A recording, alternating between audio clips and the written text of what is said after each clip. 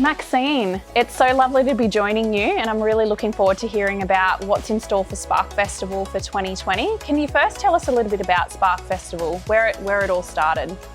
Okay, so Spark Festival is Australia's largest event for startups, innovators and entrepreneurs. We started in 2016, so this is actually our 5th edition in 2020.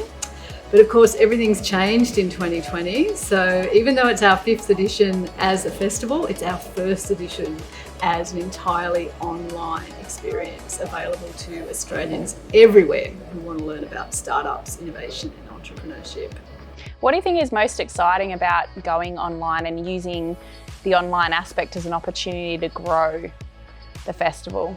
Spark is all about bringing people together and bringing communities together. Been something that's been largely focused on Sydney and to some extent regional New South Wales, but now it's all over Australia. So we've got people on the program from every capital city of every state and territory in Australia. And it's just really sending that wonderful message that startups and innovation are not just confined to one city or even just to big cities. There's something that's happening everywhere in Australia. Given what's going on at the moment with the pandemic, SMEs and entrepreneurship is really a big focus that's going to help shift and grow the economy. What are some of the workshops that we can expect, or some of the sessions that are going to be running as part of the main Spark Festival event? Specifically there, speaking about SMEs, I'm actually quite passionate about the idea that Spark Festival isn't just for startups, because I feel that a lot of people who identify as small and medium businesses, they've got so much they can learn from the startup ecosystem. So there's no shortage of events that are about, growth marketing, they're about getting your digital strategy right, they're about building your team, that in some ways are oriented towards startups, but they have so much application for any kind of business, and no matter what stage of that business you're at as well. So it's really inclusive, not just for different audiences around the country, but also in connecting large corporate organisations with SMEs as well. That's fantastic. So who's actually behind Spark Festival? Who's supporting this initiative? So Spark Festival is a not-for-profit, very grassroots organisation. In many ways, the key support of Spark Festival is the community that puts on all those events that are on the program. So this year they're not really events, they're segments. But there's about 150 of them, and there's several people involved in each of those 150 segments. So there's something like 450 people and organisations that are behind this event this year. So they are the key support. Without those people, Spark Festival does not exist. But the other thing that makes it happen is very generous support from New South Wales Government, which we definitely couldn't do it without them either. Well, thanks very much to the sponsors. And also there's a number of activators. Can you tell us a little bit about those key people who are helping support and push this initiative out to their own communities? Yeah, so we've got a bunch of people that this year we're calling the Spark Festival Activators, that I've gone to some trouble to find people from all over Australia, because obviously, reaching out beyond New South Wales borders was new territory for us, but fortunately we've had a few contacts.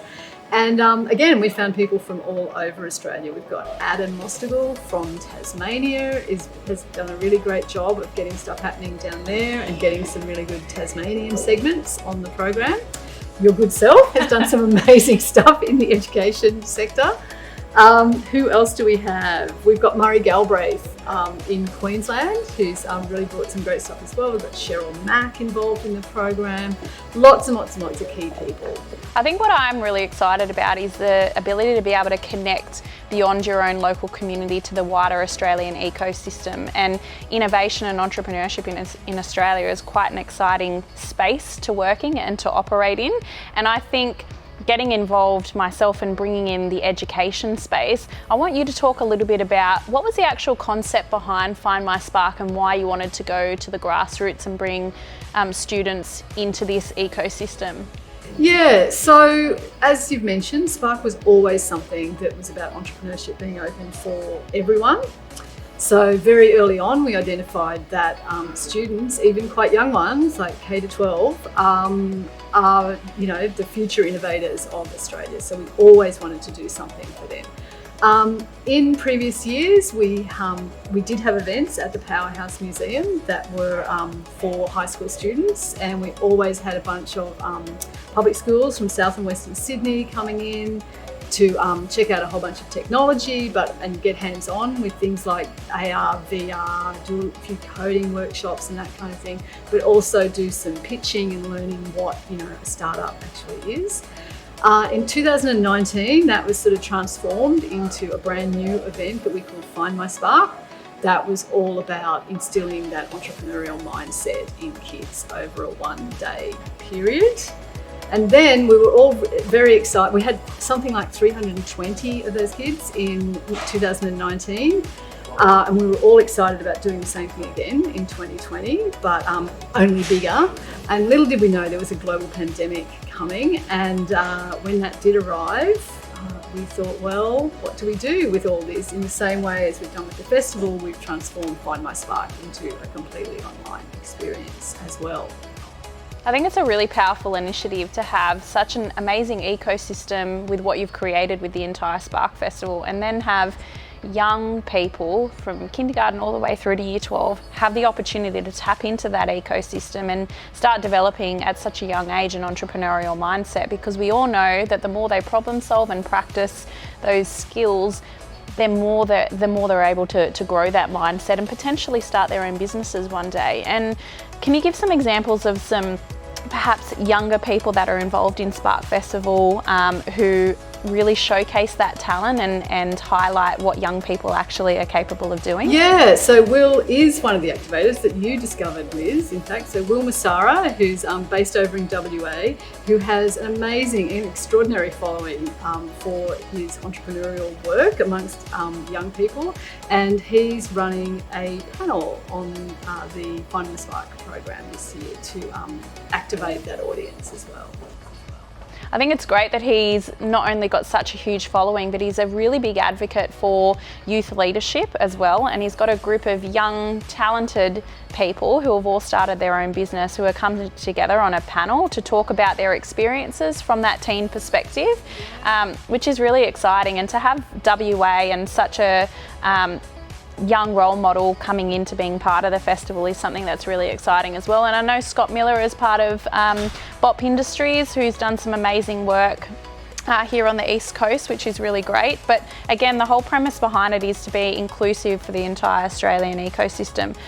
I also wanted to get your opinion on the playbook and the importance of offering support and resources to teachers to help change their own mindset and to help activate young people that they work with. What are your thoughts on the playbook, and why do you encourage people to download the playbook this year?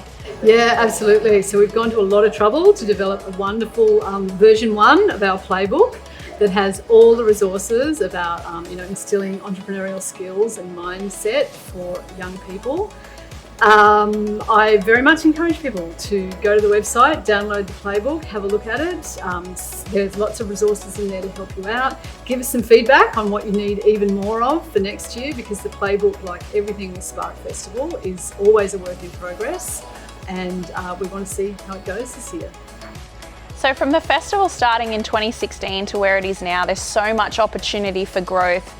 So we're hoping that this is just the start and sparking the initial kind of push to grow into something perhaps beyond Australia. What's your big vision for Spark Festival? Yeah, it's an interesting question, because in some ways, obviously I talked about the fact that it was an artificial border we had before of New South Wales, and why not extend that all across Australia, which we have done. And to what extent is the border around a country an artificial border as well? I think there's some meaning to the artificial border of a country. There is something that holds us together here. There is an Australian startup ecosystem that needs to kind of come together first of all. So for the moment, my vision is to do that in a really unique way, and hopefully attract attention from other ecosystems outside Australia who might be interested in doing something like that in their own country. Maxine, I think you're exactly right, because a lot of people tend to go overseas and think that Australia doesn't have that ecosystem to support them. And I think once Spark Festival goes national like it is this year, you're really going to see some changes in how people perceive the Australian landscape and the opportunities down under here. So I'm really excited to see what's to come. Can you just tell us what the dates are again, and how many events we're expecting to see? Yeah, okay, so for the main Spark Festival program and for Find My Spark, they both run from October 12 to 23, that's very soon. The main Spark Festival program has something, well, we run for 12 hours a day from 8 a.m. till 8 p.m. with 150 segments throughout that 2-week period. And then we've also got Find My Spark, which is K-12 entrepreneurship. And that has something like 40 segments, masterclasses and workshops for students as well as their teachers. So very much encouraged to get involved in that. So what's your call to action to people who have been involved in the Spark Festival previously? Are we asking them to push this out to their friends? And how do we get those people who just want to tap their foot into the water and understand, or who might be a little bit nervous about taking that plunge into the entrepreneurial world? What's the conversation that we need to be having with people to get involved? Absolutely. So I think the conversation is that you are welcome in this space, and there's something for everyone on that program. There's something for someone who just wants to get across what digital marketing looks like in 2020. And then there's something about a guy who's got an accelerator for space startups as well. And everything in between those, the inspirational, the aspirational, educational, it's all on the Spark Festival program. So that's definitely reiterating the fact that everyone is welcome to this festival. There is something for everybody, and it's an amazing opportunity to get to know people in the ecosystem, and also potentially, you know, finding a partner or another founder to start something new if you hadn't thought about starting something new. Definitely. We've actually got, there's a couple of particular opportunities for that. One is a Find Your Co-Founder workshop that's being run by UTS Startups. And then secondly, on both the Wednesday nights of the festival, we've got Aussie Startup Trivia going on. Wow. And that's being done on one of these interactive platforms that anyone, there's about 500 tickets to it that get along to that.